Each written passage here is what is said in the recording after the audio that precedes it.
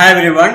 आज के क्लास में हम लोग इक्विवेलेंट रेजिस्टेंस निकालना सीखेंगे कि अगर दो पॉइंट के बीच का रेजिस्टेंस अगर हमें निकालना है तो कैसे फाइंड आउट करेंगे। आज की क्लास में हम लोग वही सीखेंगे। तो चलिए कंटिन्यू करते हैं।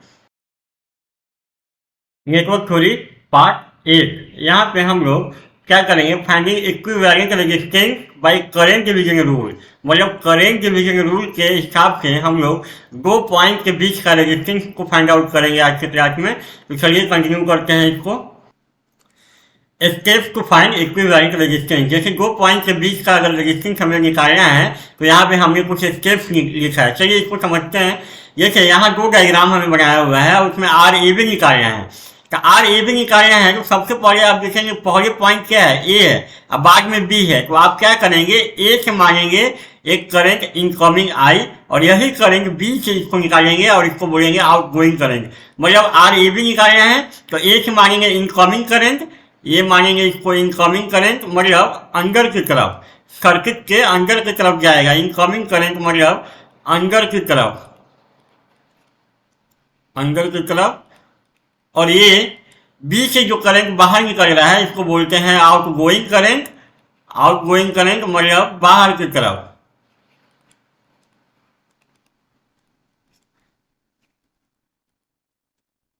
अब उसके बाद करना क्या है, ये जो करंट जो इनकमिंग है ए से, अब ये करंट आई जो है यही करंट R1 में भी जाएगा, यही आई फ्लो होगा R2 में, यही R3 में फ्लो होगा और यही आई करंट बी से बाहर निकलेगा। तो आप ये पाएंगे कि R1, R2 और R3 में जो करंट जो है वो सेम है। तो अगर करंट का वैल्यू R1, R2, R3 में सेम है तो इसको बोलते हैं सीरीज कनेक्शन। अगर करंट का वैल्यू चेंज कर जाएगा तो उसको बोलेंगे पैरेलल कनेक्शन। तो यहाँ पे अगर आप ए से इनकमिंग करंट मांगे हैं और बी से आउटगोइंग करंट मांगे हैं तो आप पाएंगे कि R1, R2, R3 में करंट का वैल्यू सेम है, इसलिए इसको बोलते हैं सीरीज कनेक्शन। और यहाँ पे अगर आर ए बी निकालेंगे तो ए से बी तक जितना भी रेजिस्टेंस होगा सबको क्या करते हैं, आपस में हम लोग जोड़ देते हैं। तो यही हो जाएगा हमारा आर ए बी। उसी तरीके से इस डायग्राम में आप क्या करेंगे, ए से इनकमिंग करंट मानेंगे और बी से आउटगोइंग करंट मानेंगे और ये जो करंट आई जो है इसको इस सर्किट में डिस्ट्रीब्यूट करेंगे। तो ये यहाँ पे ये मान ले रहे हैं, ये सी है, ये डी है, ये ई और ये एफ। अब देखिए ये जब करंट आई जो है ए से इनकमिंग है तो यहाँ जब सी पे पहुंचेगा तो इसको दो रास्ता मिलेगा। तो ये जो आई जो है वो दो भाग में बटेगा, I1 और I2। अब क्या होगा, ये I2 जो है करंट R2 में जाएगा ऐसे और यहाँ से I1 नीचे आएगा और इधर से आपका I2 आएगा और यहाँ पे फिर जोड़ करके आप यहाँ पे क्या निकलेगा, आपका I बाहर निकलेगा। तो आप ये पाएंगे कि रेजिस्टेंस R1 और R2 में करंट का वैल्यू I1 है R1 में और R2 में I2 है। इस तरीके से रेजिस्टेंस में करंट का वैल्यू चेंज कर जा रहा है। तो रेजिस्टेंस में अगर करंट का वैल्यू चेंज कर जाएगा तो उसको बोलते हैं पैरेलल कनेक्शन। और पैरेलल कनेक्शन का फॉर्मूला ये है 1/RAB इक्वल टू है 1/R1 प्लस 1/R2। अगर इसको आप सॉल्व करेंगे तो आपको मिलेगा RAB equal to R1 R2 by R1 plus R2। तो यहाँ पे हम लोग कर क्या रहे हैं, हम लोग को अगर दो पॉइंट के बीच का अगर रेजिस्टेंस निकालना है तो एक पॉइंट पे इनकमिंग मानेंगे और एक पॉइंट पे आउटगोइंग। ऐसा इसलिए कर रहे हैं कि हम हर रेजिस्टेंस में करंट का वैल्यू देखेंगे। अगर करंट का वैल्यू सेम होगा तो सीरीज कनेक्शन, अगर करंट का वैल्यू चेंज कर जाएगा तो बोलेंगे उसको पैरेलल कनेक्शन। और आज के क्लास में हम लोग इसी करंट डिवीजन के रूल के हिसाब से दो पॉइंट के बीच का रेजिस्टेंस को फाइंड आउट करेंगे। चलिए कंटिन्यू करते हैं इसको। यहाँ हमने नोट में लिख दिया है इसको कि अगर रेजिस्टेंस को अगर सीरीज में जोड़ा हुआ है तो क्या होगा, करंट का वैल्यू सेम होगा और सारे रेजिस्टेंस को आपस में जोड़ देंगे। अगर रेजिस्टेंस को पैरेलल में कनेक्शन किया हुआ है तो यहाँ पे करंट का वैल्यू क्या होगा, चेंज कर जाएगा, डिफरेंट होगा। और यहाँ पे आर ए बी का फॉर्मूला ये होगा 1/RAB equal to 1/R1 plus 1/R2 plus 1/R3। चलिए इस कंसेप्ट पे आज 4-5 न्यूमेरिकल हम लोग सॉल्व करते हैं। चलिए यहाँ पे 1 और 2 में हमें निकालना है RAB। तो यहाँ पे चलिए मानिए ए से इनकमिंग करंट आई और यही करंट बी से क्या होगा, आउटगोइंग करंट आई होगा।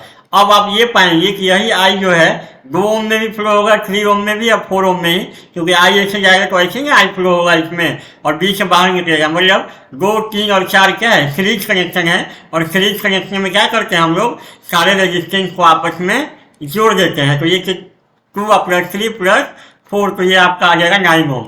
ये हो गया हमारा आरएबी आंसर। उसी तरीके से क्वेश्चन नंबर 2 में आप ए से मानिए इनकमिंग करंट और बी से मानिए आउटगोइंग करंट। जब ये करंट आई ए से इनकमिंग होगा तो पॉइंट सी पे पहुंचेगा, तो सी पे आई जब पहुंचेगा तो इसको 2 रास्ता मिलेगा।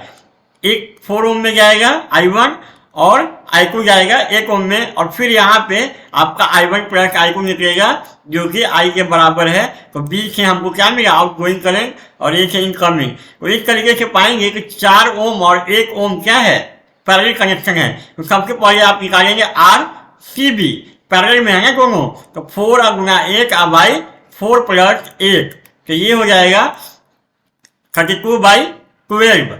ये हमारा इतना आया, तो ये दोनों का इक्विवेलेंट हमारा ये आया। अब हम क्या करेंगे कि ए से हमारा कितना है, 2 ओम का रजिस्टर है, और ये वाला आरसीबी कितना आया आपका, आरसीबी का वैल्यू कितना आया 32/12 ओम, और ये हो गया हमारा पॉइंट बी, और ये हो गया पॉइंट हमारा ए। अब आर ए बी जो हो जाएगा वो क्या करेंगे, दोनों को आपस में जोड़ देंगे, तो यही हो जाएगा हमारा equivalent resistance R A B. इस तरीके से दोनों क्वेश्चन में आर ए बी हमने फाइंड आउट कर लिया।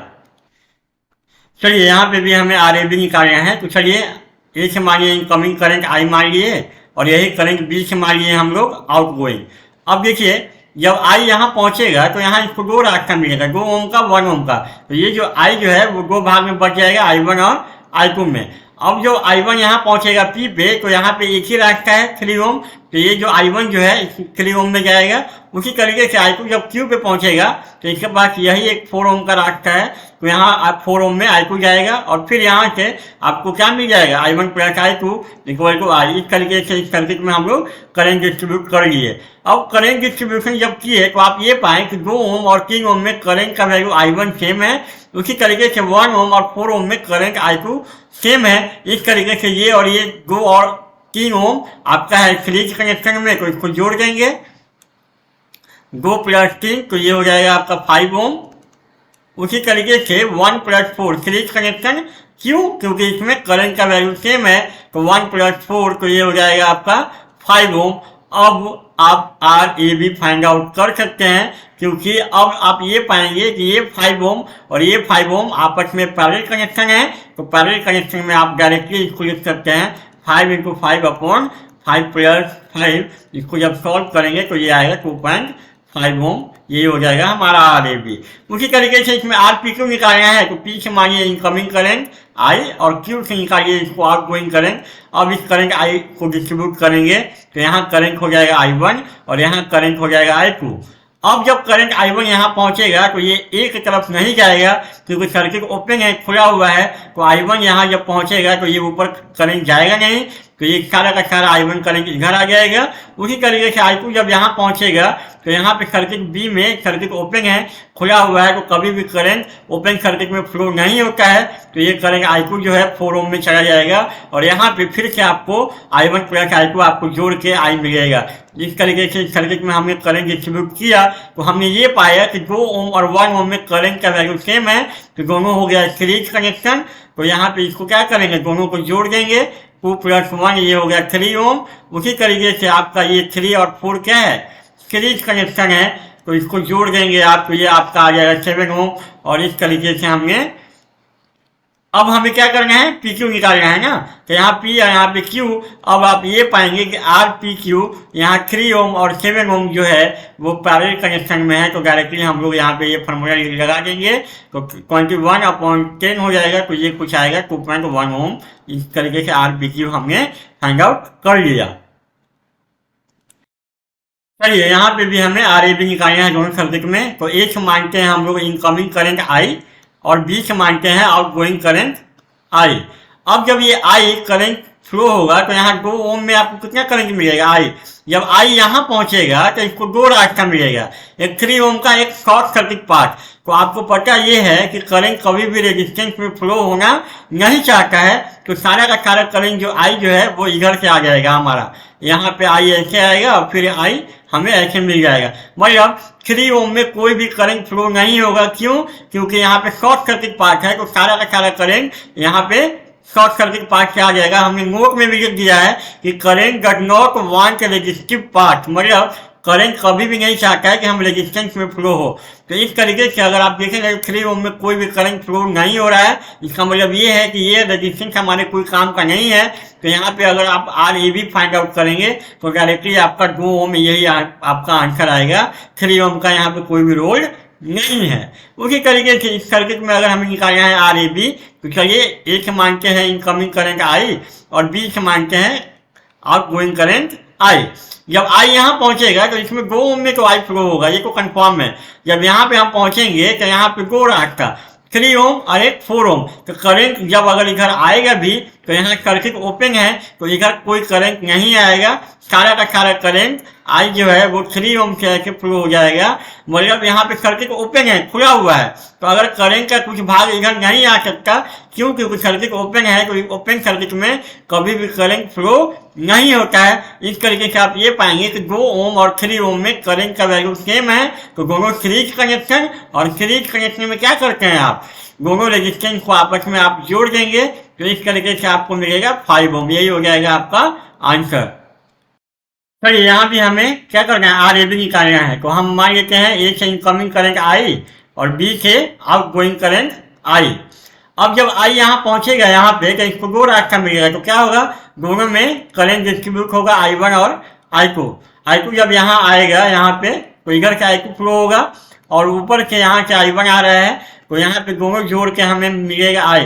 इस तरीके से आप ये पाएंगे कि 2 ओम और 2 ओम में करंट का वैल्यू सेम है जो कि I2 के बराबर है। इसका मतलब 2 और 2 क्या है, सीरीज कनेक्शन है। तो सीरीज कनेक्शन हम कर दे रहे हैं। तो सीरीज कनेक्शन में क्या करते हैं, ये हमारा 4 ओम का है और ये क्या है, सीरीज में है। तो सीरीज में क्या करते हैं, आपस में इसको हम जोड़ देंगे। तो ये हो गया हमारा 4 और ये हो गया हमारा B और ये हो गया हमारा A। अब यहाँ पे देखेंगे कि दोनों क्या है, पैरेलल में है। तो पैरेलल में अगर क्या करते हैं हम लोग, RAB का वैल्यू क्या होगा, 4 गुना 4/4 + 4, ये आपका आ जाएगा 2 ओम। ये हो जाएगा हमारा आंसर। इस क्वेश्चन में भी हमें RAB निकालना है, तो A से मांगेंगे इनकमिंग करंट I और B से मांगेंगे आउटगोइंग करंट I। अब देखिए जब I यहाँ चलेगा तो यहाँ पे पहुंचेगा तो यहाँ एक 1 ओम का रेजिस्टेंस है और एक शॉर्ट सर्किट पार्ट है।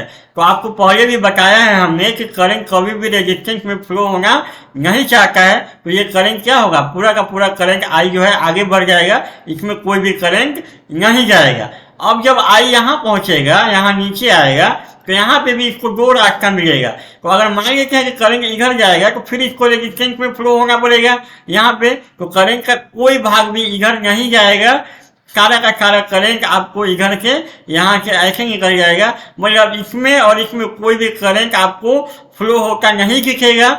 इसलिए यहाँ पे RAB में आपका वैल्यू होगा 0 ओम। मतलब यहाँ पे RAB का वैल्यू कितना होगा, 0, क्योंकि यहाँ पे ना इसमें करंट फ्लो हो रहा है ना इसमें, सारा का सारा करंट शॉर्ट सर्किट पार्ट में फ्लो हो रहा है। जब करंट शॉर्ट सर्किट पार्ट में फ्लो होता है तो वहाँ रेजिस्टेंस का वैल्यू क्या होता है, 0। इस तरीके से यहाँ RAB का वैल्यू होगा 0। आज के क्लास में इतना ही। Thank you.